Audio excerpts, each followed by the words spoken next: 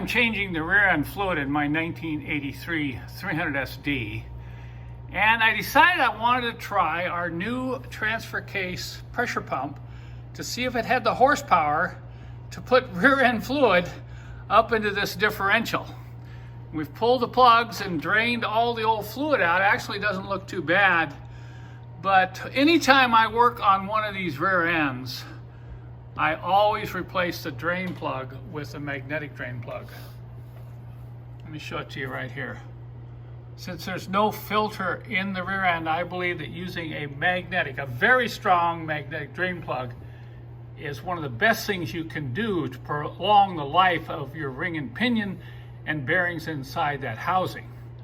So we're going to install this plug, and then we're going to pressurize that orange tank. I've got a little over a quart in the tank, and we're going to see how quickly we can fill this rear end. Let me show you some of the unique features on this new tank.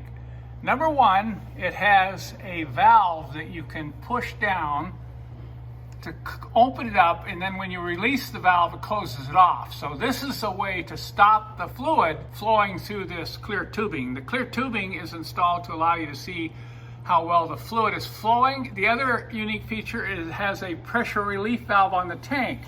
So once you get done filling, you just reach down and pull back on that relief valve, and that releases the pressure.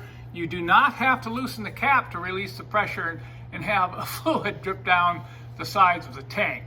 Now I do have a little over a quart of Royal Purple 75W90 rear end fluid in this tank, and we're going to see how fast it's going to take to fill the differential once we pressurize this with about 20 to 30 strokes. Just make sure that the valve is closed when you start pumping.